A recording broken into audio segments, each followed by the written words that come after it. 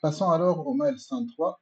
Alors, le mail 103, qu'est-ce qu'il nous impose ou en fait, alors, le mail 103, c'est là où nous allons donc déployer les manifs, plutôt les objets KVTS pour lancer un cluster de notre application sur Kubernetes. Donc, nous devons tout d'abord donc créer PVPVC, le persistent volume et le persistent volume claim, et par la suite un déploiement data et puis un service data pour exposer bien sûr le PostgreSQL via le service pour que ça soit consommé à l'extérieur du déploiement. Et à ce niveau-là, nous allons utiliser un cluster API puisque nous allons consommer le layer data au niveau à l'intérieur, je veux dire, de cluster Kubernetes. Donc, il ne va pas sortir à l'extérieur. Et bien évidemment, cette couche-là sera consommée par une deuxième couche, celle de back-end plutôt. Le back-end avec Flask et Python. Donc, ça représente un service web. Alors, le service web, il va consommer data. Et puis là, nous allons créer, bien sûr, bien évidemment, donc un déploiement et par la suite un service. Pour le service, nous pouvons donc créer deux types de services. Donc, on peut choisir l'une des deux alternatives. Soit créer un cluster API et exposer ce service-là via cluster API, puisqu'il va être consommé par une troisième couche, toujours au niveau des mêmes clusters Kubernetes. Ou encore, si nous voulons donc gagner sur deux plans, c'est-à-dire consommer à la fois le Flask à l'intérieur par le HTML, la couche HTML, et en même temps, nous pouvons l'exposer à l'extérieur, nous pouvons également représenter ça via un node port. Bon. Et puis, le troisième, là, plutôt la troisième couche, c'est une couche, c'est la front-end, c'est l'IHM qui permet en fait à l'utilisateur final de se connecter ou de donner les ordres via une interface graphique HTML. Donc voilà, bref, ce que nous devons faire. Donc là, étant donné que nous sommes sur Minikube, donc on ne va pas configurer une base, mais plutôt nous allons utiliser Socat, qui est une solution alternative qu'on pourra donc utiliser pour exposer les services et les tester. Donc, bref, passons à l'action. Alors là, j'ai un Minikube qui tourne déjà. Donc, si je fais un kubectl get deploy, je trouve que voilà, rien, donc tout est nettoyé. Là, je vais montrer donc les manifestes que nous avons créés ensemble. Ça se trouve au niveau du projet KWTS. Voilà, les déploiements sont là. Donc, nous commençons d'abord par la création de PV-PVC. Donc, mais juste avant, peut-être, je vais vous montrer le PV-PVC. Alors, je vais exécuter. Hop.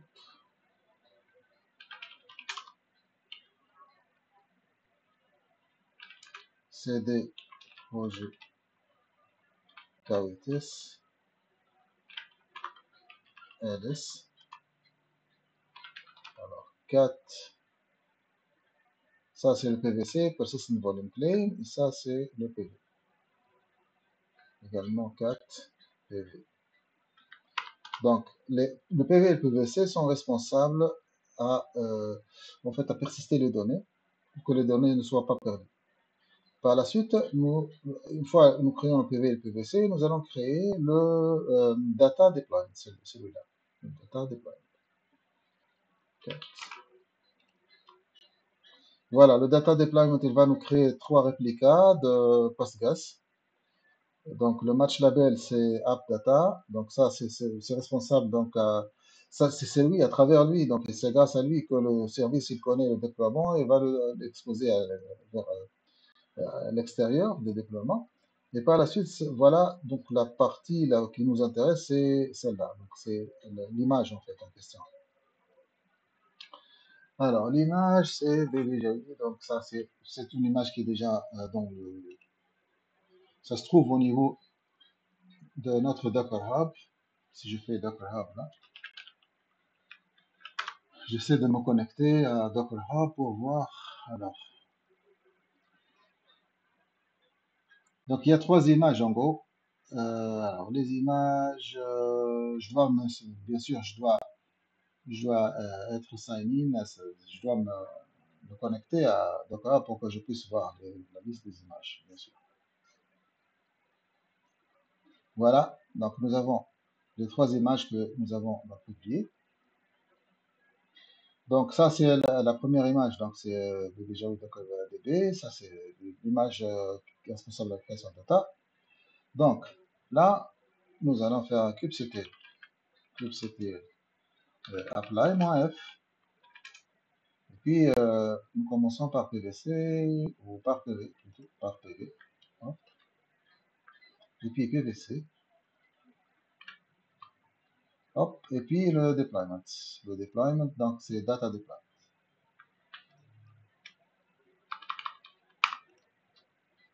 Voilà, si je fais un docker, plutôt c'est pas docker, mais plutôt kubectl, kubectl get deploy, je trouve que voilà, c'est data deployment, elle tourne, 3 sur 3, donc les trois pods sont fonctionnels. Si je fais un get pod, je trouve que les pods sont fonctionnels, et je peux d'ailleurs entrer au niveau de l'un de ces pods-là pour voir ce qui se passe dedans à travers donc cette commande-là que nous avons vue ensemble. Attends, c'est bin bash, oui, ça doit pas être collé, ça doit être comme ça. Donc, kubectl exec-ti, le nom de l'un de ces trois pods, suivi par tiret, par la suite bin bash, c'est pour ouvrir le shell, c'est le commande que nous voulons exécuter. Nous y sommes. Donc, je sais très bien qu'il y a un utilisateur qui s'appelle Postgres dedans. Postgres. Nous y sommes. Donc, j'ouvre donc une session PSQL, ligne de commande, anti/L plutôt pour voir les bases. Donc, ma boutique, elle existe bel et bien. Si je me connecte à ma boutique,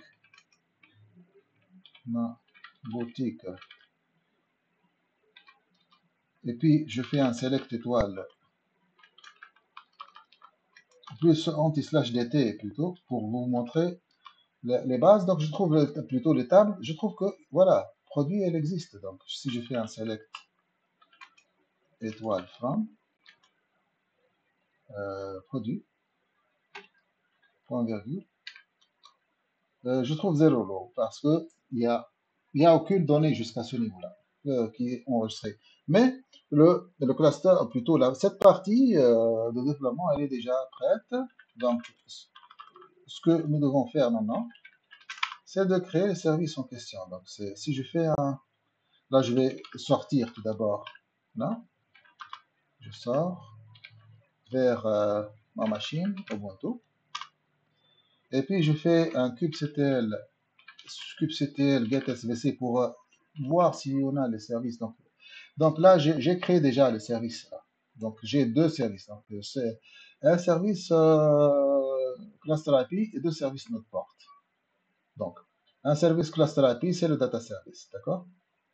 Et le back-end ainsi que le front-end, je l'ai fait via notre porte, successivement qui sortent vers le 30 008 et 30 007. D'accord. Donc, si nous passons maintenant à notre deuxième deployment, alors il s'agit de front-end deployment. Donc, je vais faire un kubectl plutôt, avant de faire quoi que ce soit, je vais vous montrer tout d'abord le manifeste, ça sera mieux. Donc, je fais plutôt 4, plutôt que sudo VI, je vais faire un 4, c'est plus rapide en fait. Donc, je cherche backend deployment. Donc, le backend deployment, en fait, il est composé de deux pods avec le match label donc, qui permet d'exposer les données vers via le service, bien évidemment. C'est App Backend et l'image, c'est BBJawi, donc projet Docker Backend. Le service, il sort sur le container port, donc 5000, c'est le port 5000. Il faut vérifier que le 5000 n'est pas occupé par une autre instance, bien évidemment.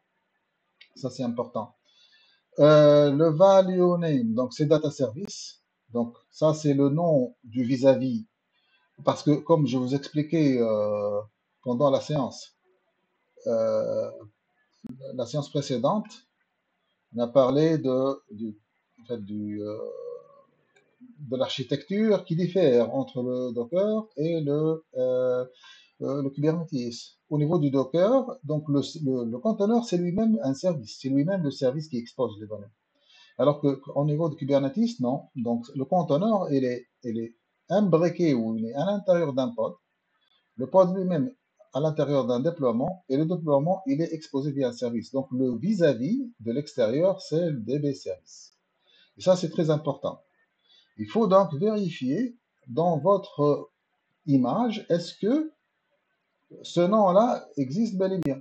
Donc il faut revenir là, peut-être au niveau du projet, alors cd. Slash projet Docker, et vérifier quelque chose d'important, de très important d'ailleurs. cd backend ls. Donc au niveau de app py, donc c'est sudo vi app py. Sinon on change le. Donc, voilà, il faut que ça soit data service. C'est pas comme le milestone 2 précédent, donc là où on utilise le nom DB. DB, c'est le nom du conteneur. Dans le milestone 2, le DB, il joue en même temps le rôle de conteneur et le rôle de service. Il porte deux casquettes. Maintenant, le conteneur, il joue plus ce rôle d'exposition via un service. Ce n'est plus un service. Donc là, ce nom-là doit coïncider avec le nom là. Ça, c'est très important. Et par la suite, ce service-là, il sera exposé via plutôt ce déploiement, pardon, il sera exposé via le service NodePort qui est le suivant.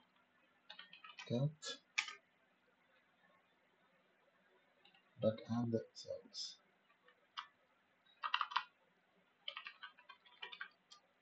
Le voilà.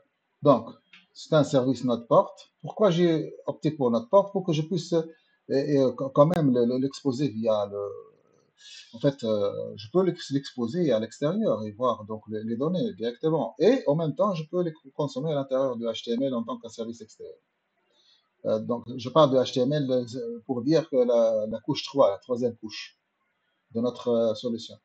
Donc, le target port, ça c'est le port depuis l'intérieur, c'est 5000.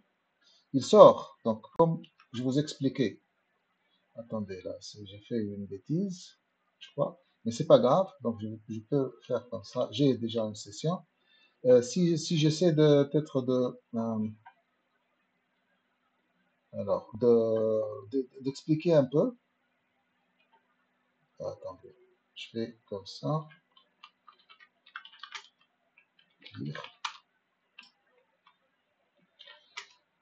cd projet Kawites,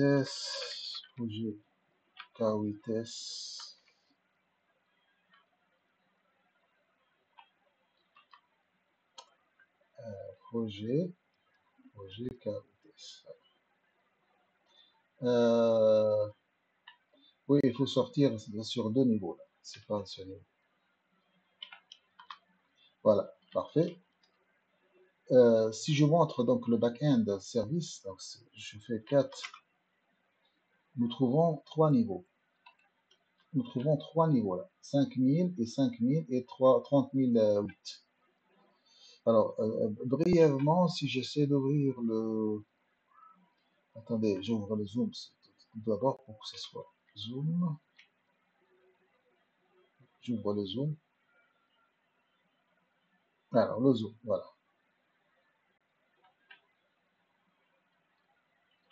Alors, j'ouvre le zoom, voilà.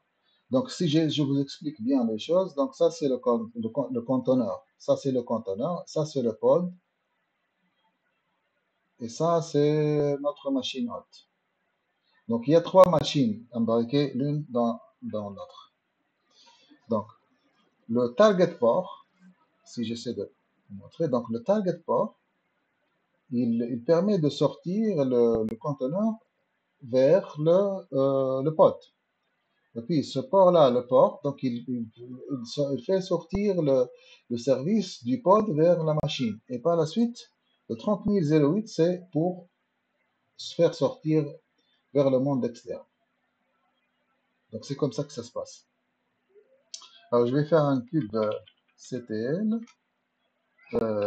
apply-f, apply-f, et le nom de notre service c'est backend service. Donc c'est une change parce que c'est déjà publié. Donc là, même si je veux tester en fait ça, donc je peux tester ça via Socat, étant donné que c'est déjà exposé via notre porte.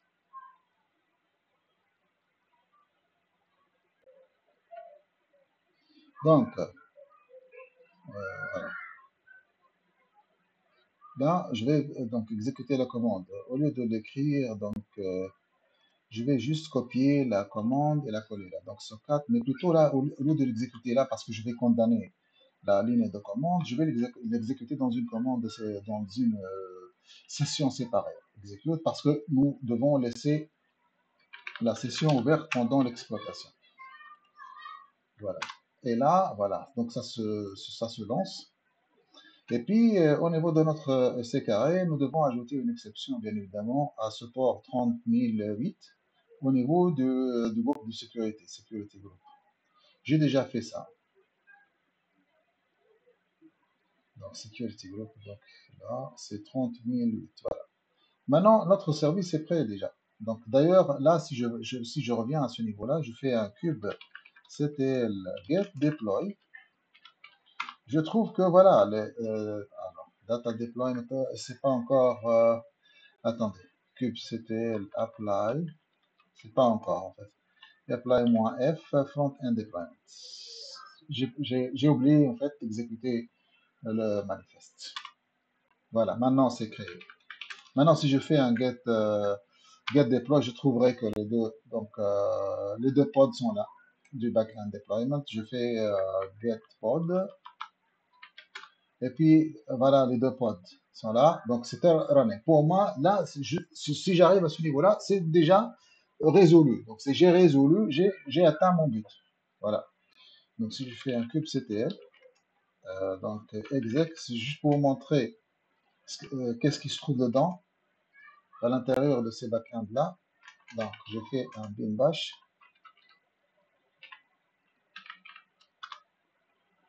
Voilà, je suis déjà dans le répertoire de travail. Si je fais un ls, voilà, je trouve que app.py requirements sont là.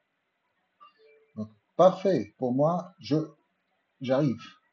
Si je veux faire quelque chose d'exceptionnel, je peux donc via Socat exposer le service et le tester par la suite. Bon, on va le tester. Je ne sais pas si ça va marcher. En fait, il- même si c'est pas grave. Si ça marche pas, c'est pas grave parce que nous sommes sur une unité Minikube, donc c'est pas un vrai cluster. C'est pas un vrai cluster. Mais quand même, on va essayer. Pas de souci. Donc, je vais faire un comme ça. Donc, le port, c'est 30 008. C'est juste pour vous montrer comment faire un produit. Oh. Voilà, donc c'est vide. Donc, il me répond carrément. Donc, il me répond. Mais c'est normal parce que donc c'est vide en fait.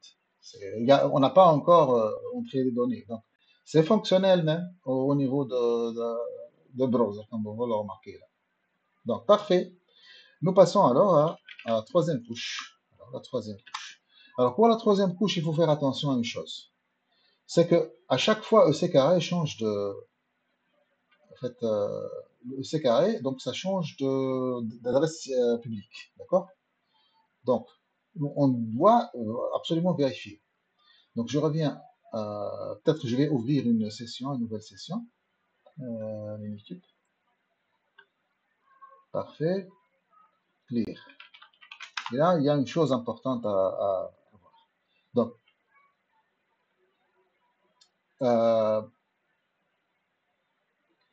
là, si je reviens au deployment pour vous montrer quelque chose,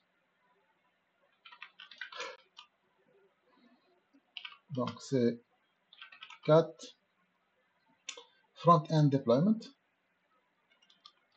Alors, le front-end deployment, il se base sur une image qui est le Project Docker front-end, n'est-ce pas? Et regardez, ça tourne sur une adresse IP publique. Alors, il faut faire attention là. Donc, l'adresse IP publique, c'est pas la même, ce n'est plus la même, donc je dois la rectifier, celle-là. Sudo vi.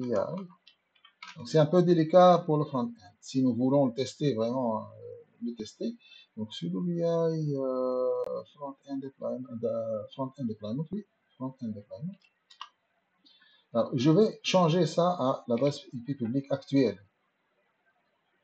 Donc, ça, c'est un astuce. Bien, donc, prendre en considération. Je copie la, hop, hop, je change ça. On est bien d'accord sur ça. Et cette même adresse-là, je vais l'utiliser également au niveau en fait, de l'image. Je dois reconstruire l'image sur cette base-là, sur la base de cette nouvelle adresse. Juste faisons le tour là. Donc, nous avons donc déploiement. Front-end deployment, il est composé de 3 réplicas. Il est sélectionné par le service NodePort, donc app front-end. Et par la suite, il se base sur l'image BBJawi, donc Project Docker front-end que nous allons, bien sûr, que nous allons modifier parce que là, l'adresse IP est modifiée.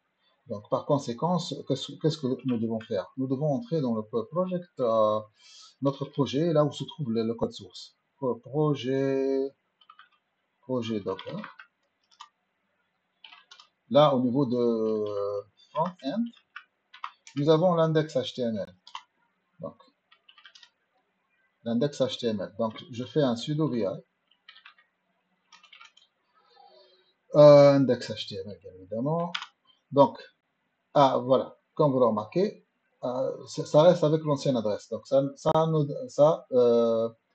nous déranger si nous voulons donc tester euh, ce composant-là. Donc, je dois changer ça. Je vais laisser le port parce que le port, il est déjà utilisé par le port, donc il est déjà utilisé par le node port. Tout à l'heure, je vais vous montrer. Donc, le service qui expose notre déploiement front-end, déjà, il utilise, il occupe le 30 008. D'accord? Donc, c'est de cette façon-là que donc, notre index HTML peut atteindre, en fait, peut atteindre le service. Le service, voilà, le service Python. Donc, je sauvegarde ça. Et puis, je dois absolument faire un docker push vers pour mettre à jour l'image, faire un docker push. Je construis l'image tout d'abord et par la suite, je dois faire un docker push là pour mettre à jour l'image. D'accord? C'est l'image front-end. Pour prendre en considération ce changement radical qu'on a fait. Donc là, nous avons déjà des images. Je vais faire comme ça, docker build, monter. Je dois peut-être vous montrer. Voilà, le Dockerfile est là. Donc, je vais faire un docker build, monter.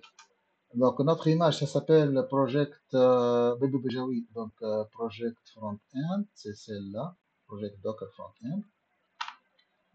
Attends, ah oui, bien évidemment, on a oublié le point, c'est crucial. Et puis, je fais un push, Docker push. Je vais pousser. Attendez. Ah oui, j'ai oublié le moins T. Donc, je ne dois pas l'oublier. Voilà. Donc, je dois être, donc, bien sûr, authentifié. Donc, puisque j'ouvre déjà une session, comme vous le remarquez, donc je suis déjà authentifié au niveau de Docker Hub, donc il va me lancer. Sinon, il va me demander de faire un login. Donc, je fais un Docker login, comme je vous ai montré. Par la suite, je suis les instructions qui me donne au niveau de la commande, la ligne de commande. Voilà, tout simplement. Voilà, nous avons maintenant l'image, elle est là. Je peux vérifier ça en rafraîchissant la page avec F5. Je vérifie quand même que l'image elle est bien déployée. Voilà, one minute ago. Comme vous remarquez, c'est one minute ago, donc c'est notre nouvelle image, elle est là. Donc ça, ce sont les anciennes images. Parfait. Maintenant, une fois l'image elle est bien mise à jour, là, j'ai rien à perdre. Et je crains rien, étant donné que donc, cette adresse, donc, elle est prise en considération. Je fais comme ça, hop, et j'essaie d'exécuter. Alors, c'est sudo, plutôt c'est kubectl, kubectl, apply-f, front-end deployment YAML. Voilà, parfait, parfait, parfait, parfait. Je fais un kubectl maintenant, get deploy, pour voir ce qui se passe. Et parfait. Le front-end deployment, il est là avec les trois pods qui tournent déjà.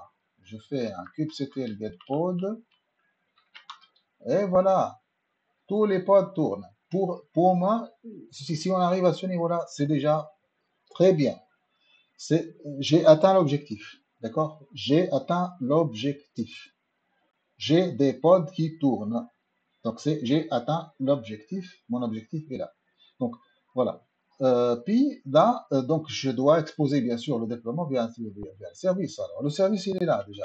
kubectl, si je vous montre, kubectl get svc. Sinon, vous faites un kubectl -f, apply plutôt -f, suivi par le manifeste. Le manifeste, dans ce cas-là, c'est front-end service. D'accord? Voilà, le front-end service, il est là, il est de type node port, il est exposé via le port 30007. Il faut bien sûr le vérifier. Là, au niveau de la sécurité, le security group, il faut ouvrir ou donner une exception au port 30008 sur la bande entrante, là, inbound rules, pour que je puisse donc l'utiliser. Alors là, je vais essayer quand même.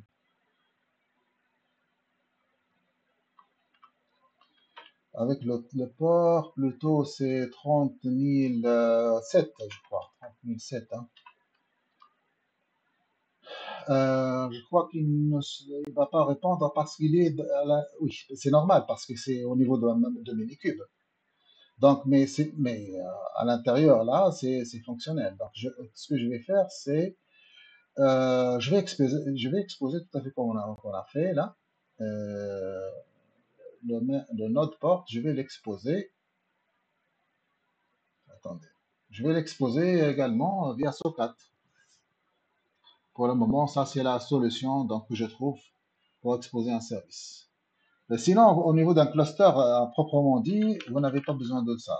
Juste vous tapez l'adresse IP suivi par deux points, suivi par le port. Le port du node port qui est entre 30 000 et 32 767 et vous aurez votre service.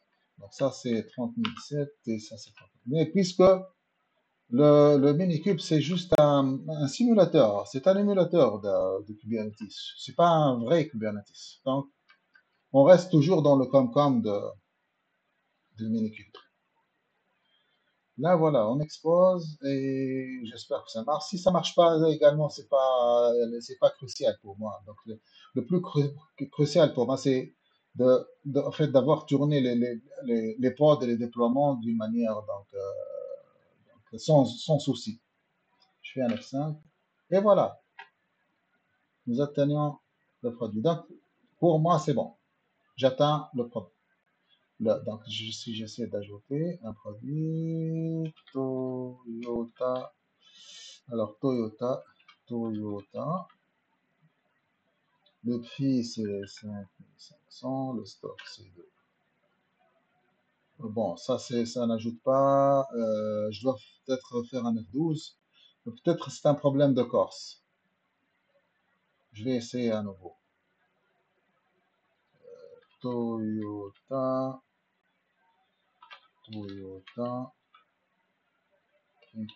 55 000, mais enregistré.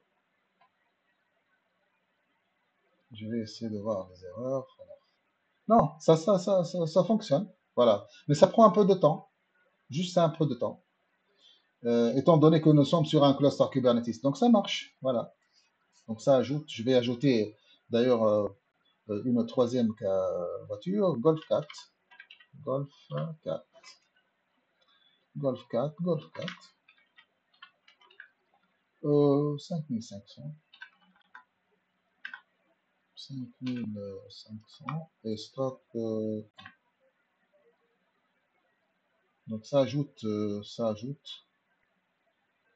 Mais je crois qu'on a, en fait, euh, voilà, ça ajoute quand même. Donc ça ajoute. Ça, c'est la voiture. Donc ajouter la voiture.